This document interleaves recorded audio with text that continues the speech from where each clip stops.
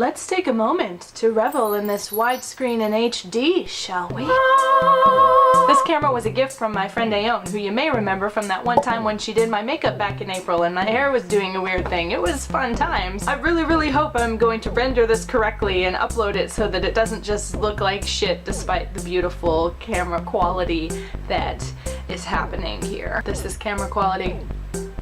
Now you know. So the Hoopie winners got announced yesterday, and I did not win. And I handled it with all the grace and poise that you would expect of a 29-year-old woman. First I was like, this is fine. It's kind of what I expected. The winners definitely deserve to win. And then I started to get a little bit upset. And then I had an existential crisis. Oh, what am I doing with my life? And then I was like, logically, my brain knows that there's no reason to be upset about this, but my heart hasn't seemed to catch up yet, so I'm just gonna have a pity day. And I ate an entire bag of chips, an entire pint of ice cream, and I sat around going, la la la la la la, hooping doesn't exist today, I can see you hooping, la la la la la. Because I'm an adult, and I know how to handle disappointment.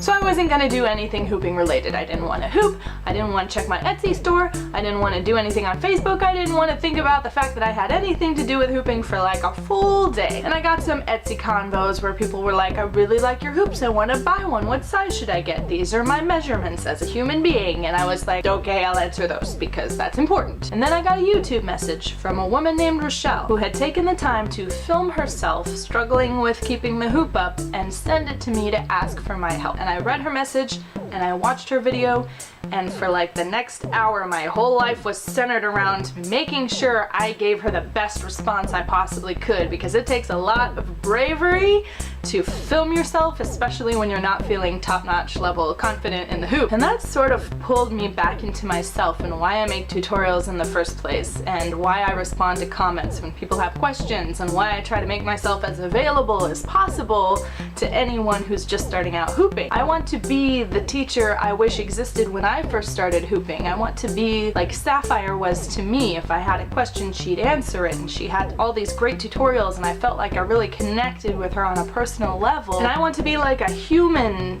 source of inspiration that you can look at and relate to and actually get solid, real help from. The most important thing to me is making sure that you actually feel confident in your hoop, because that's tough, especially when you're just starting out. And even when you've been hooping for a while, sometimes you feel all awkward when you're hooping in front of other people. Some people have been hooping for years and never had the courage to get in front of a camera. And I remember that teaching isn't about winning an award on the internet, even though that's really cool. Teaching is about respecting the bravery of your students to show up and learn. It takes a lot of guts to walk into a classroom, and it takes a lot of guts to send a video to someone and say, I'm struggling, can you help me? And the best thing I can do as a teacher is respect that and make the best tutorials I can and give you the best responses I can that are thoughtful and considerate and genuinely helpful, I hope. So I'm feeling much better today, and it actually kind of gave me renewed focus for making tutorials and where to go from here. I am going to do the shoulder tutorial, but it's been really cold here in Texas, and I am such a cold wuss. It's supposed to be nice tomorrow, so hopefully I'll go out and film